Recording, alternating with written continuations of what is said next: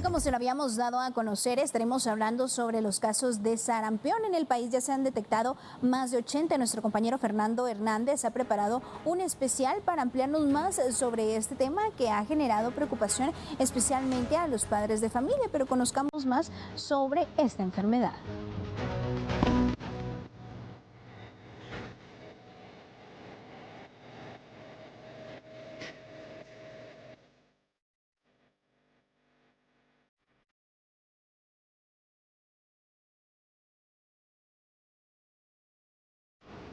Sí, nos encontramos en el Laboratorio Nacional y aquí es en donde justamente se hacen los procedimientos para la detección de los casos de sarampión. Sin embargo, en este caso me encuentro con la licenciada Andrea, licenciada, mucho gusto, quien nos dará justamente los detalles de cómo realizan la detección de los casos debido a ese brote de sarampión. Acompañamos. Ok, adelante.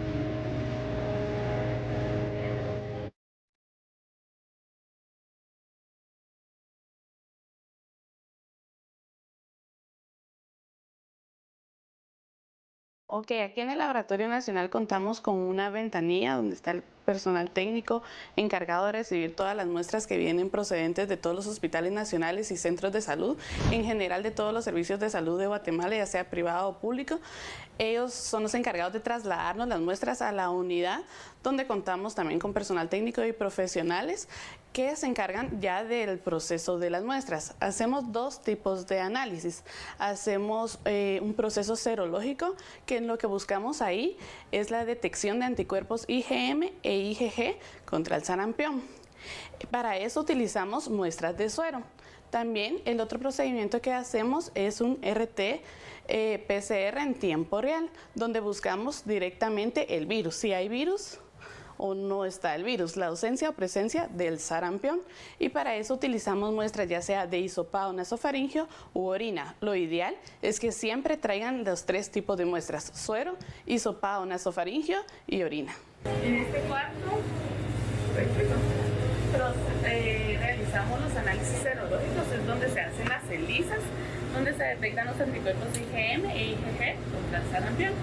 Ese es un proceso que se va a hacer porque trabajamos diferentes ELISAs. Trabajamos 4 tipos de ELISAs: los IgM para sarampión y rubiola, que es la vigilancia que se lleva acá, y el IgG, que digamos el IgM nos va a decir que la enfermedad está actualmente activa, y el IgG nos va a servir para saber si la persona está con. Entonces esos son los que vamos a trabajar ahorita. El proceso ahorita es hacer la dilución, pero primero lo que hago yo es colocar el reactivo para que el reactivo no tenga contacto con muestras hasta que ya empiece yo, ¿verdad? Los reactivos madres.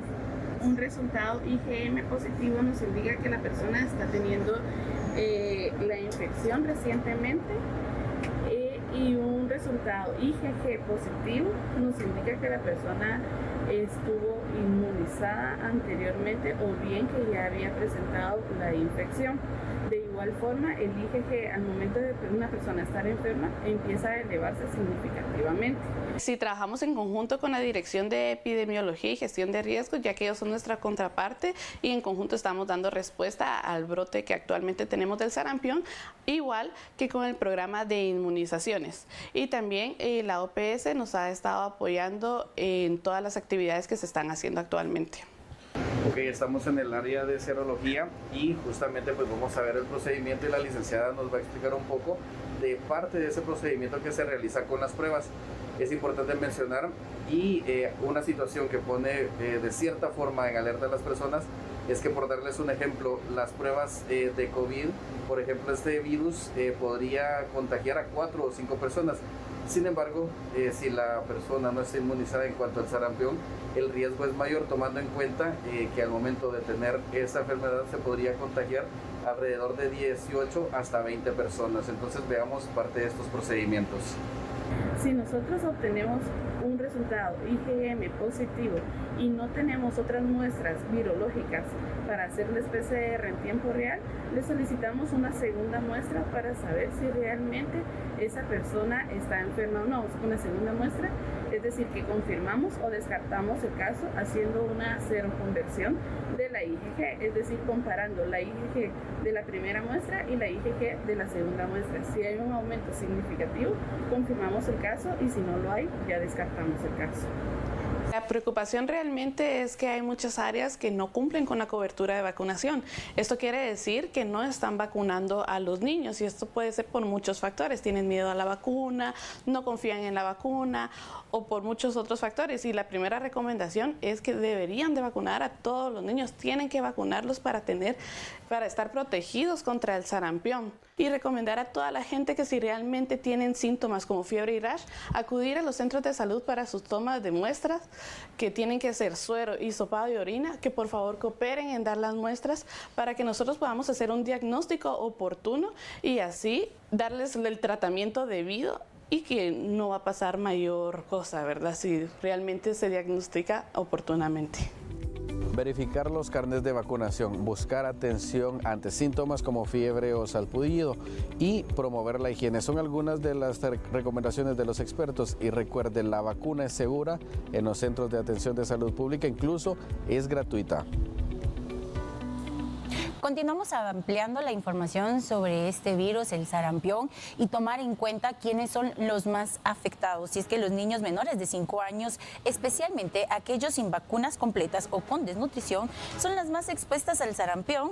En Guatemala, expertos destacan cómo estos factores agravan la enfermedad, tomando en cuenta que un niño pues, puede tener más riesgo de contagio en un 90%.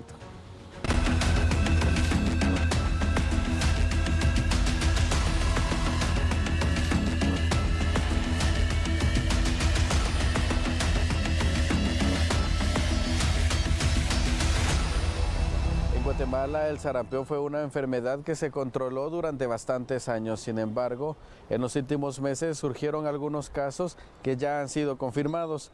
Sin embargo, los expertos comentan algunos datos con el contexto histórico acerca del sarampión.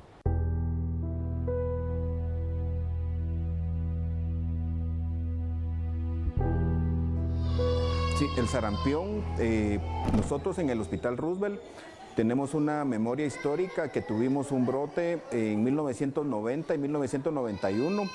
Durante el periodo del presidente Vinicio Cerezo fue un brote nacional muy fuerte y tuvimos muchos fallecimientos, principalmente en niños desnutridos.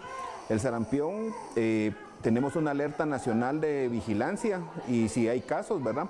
Es una enfermedad viral causada por un virus que se llama paramyxovirus, morbillivirus paramyxovirus. Es un virus ARN monocatenario altamente contagioso.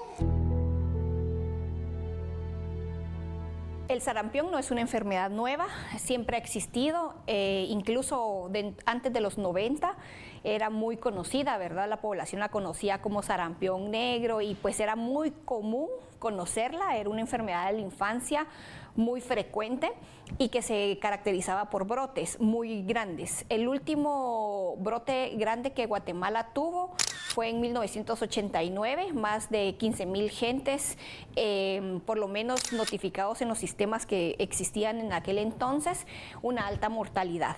Recordando los casos de los años 90, la mortalidad en desnutridos era muy alta.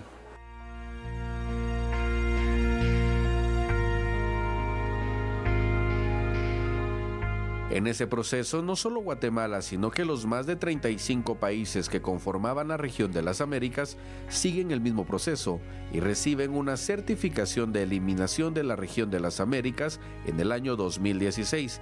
Eso quería decir que en ninguno de estos países había sarampión. Sin embargo, el resto del mundo seguía teniendo sarampión. En el 2018, Guatemala, en ese contexto de certificado ya, tiene un primer caso importado de una jovencita de 17 años que tiene un intercambio al país de Alemania.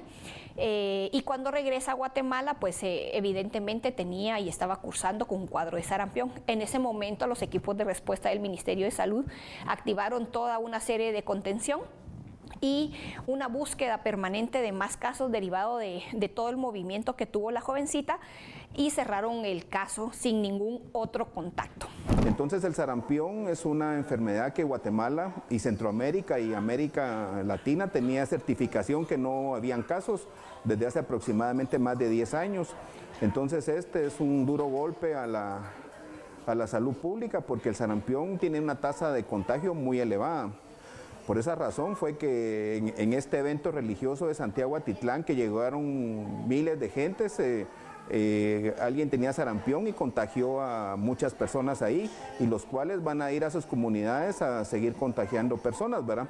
En la actividad masiva que hubo en Sololá, vino gente de México y Estados Unidos. Eso hizo de que el compañero del Salvador que salió positivo, no es que él haya estado enfermo, él estaba expuesto igual que el resto de nuestros connacionales a las mismas circunstancias, a alguien que venía enfermo probablemente, que no identificamos, y que en ese contexto y esa participación masiva, pues cualquiera que estuvo en ese riesgo, que no haya sido inmunizado por una vacuna, por un esquema que tuvo que haber cumplido en la infancia, haya encontrado propicio el virus para poder entrar. Datos del Ministerio de Salud muestran un aumento del 20% en sospechas de sarampión este año. A raíz de eso es que aparecen el caso de Petén, el de Escuintla, el de Guatemala, el de Izabal, porque todos tienen un vínculo de esa actividad. O sea, no es algo que se haya salido del control, sino que el mecanismo que el ministerio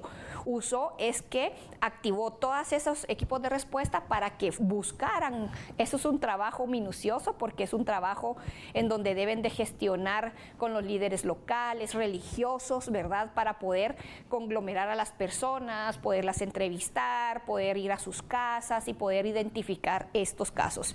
Aquí en estos puntos de referencia, en los años 90, Guatemala enfrentó uno de los peores brotes de sarampión, con cientos de casos, y una de las principales preocupaciones han sido los niños con algún cuadro de desnutrición, entre otros aspectos.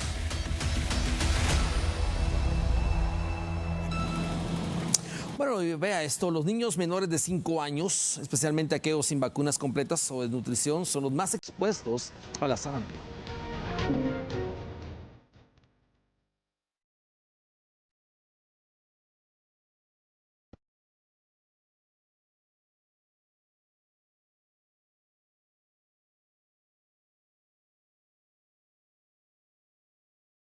Los niños menores de 5 años, especialmente aquellos sin vacuna o con algún cuadro de desnutrición, son los más expuestos al sarampión en Guatemala. Sin embargo, los expertos destacan cómo estos factores agravan la enfermedad, pero también cómo puede reducir el riesgo en sus hijos. En niños menores de 5 años es un cuadro de fiebres muy altas, da una conjuntivitis, o sea que los ojos se ponen muy rojos, da un rash, que no es alergia, sino es una erupción maculopapular de ronchitas rojitas, como en placas en todo el cuerpo, empieza en la cabeza y se disemina. La fiebre es muy alta, el niño está ronco, afónico, puede tener croup. Y cuando nosotros los médicos examinamos en la boca, hay unos puntitos blancos transparentes, o sea, como que se llaman manchas de Koplik. El sarampión en niños bien nutridos usualmente no pasa más, pero por ejemplo, recordando los casos de los años 90, la mortalidad en desnutridos era muy alta.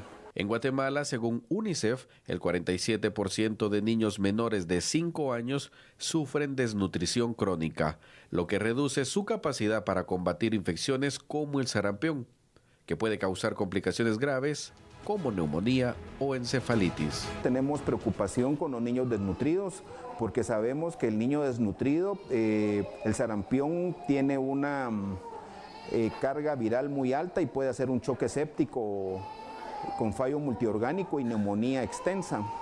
Suponemos que la mayoría de pacientes que pueden tener alguna dosis de vacuna o ser niños bien nutridos, la enfermedad se puede manejar en la casa. El asunto es que sí debe haber cierto aislamiento porque esos niños van a contaminar a adultos que pueden transmitir el virus en otros lugares, ¿verdad? Hay municipios y sitios que tienen más movilidad interna también, más aglomeración, pero tiene también el contexto de la desnutrición, que eso es algo que no podemos dejar de comentar.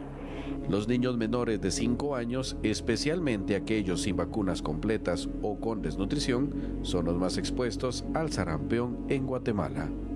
Hay poblaciones que pueden ser más susceptibles y en este caso tenemos que recordar a las personas que no tienen un esquema de vacunación completo, ya sea que porque no tienen la edad aún para vacunarse Hay que recordar que hay edades para vacunación y esto se hace a los 12 meses, la primera dosis de vacuna de sarampión, rubiola y parotiditis, y luego a los 18 meses se coloca esa segunda vacuna que, como insisto, asegura de un 97 a un 99% de protección, y es una protección duradera.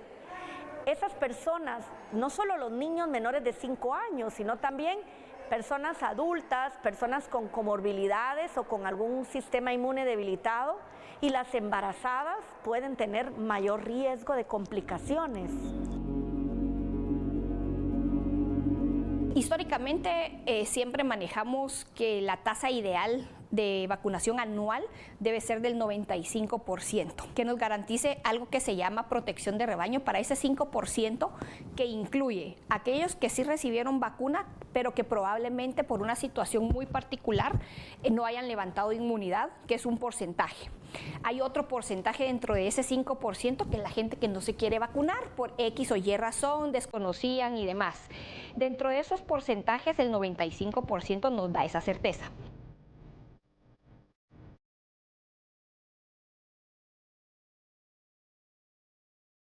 Hay que decir que Guatemala en general tiene por debajo de esos 95% de coberturas. Entonces, más que enfocarnos en uno u otro departamento, lo que tenemos que hacer es encontrar, alcanzar esos sitios en donde se encuentra por debajo de las coberturas del 95%. No solo necesitamos vacunar en momento de brote como se está haciendo en bloque, sino que asegurar que haya el esquema completo de vacunación, y ese esquema completo se hace a través de 2 vacunas. Entonces, ¿qué es lo que permite? Con 2 vacunas que se tengan de esta prevención, se consigue un 97 a un 99% de protección de una inmunidad que puede ser hasta por vida. Entonces, por eso es que insistimos mucho en que se tenga esa asegurada, esa vacunación y ese esquema completo.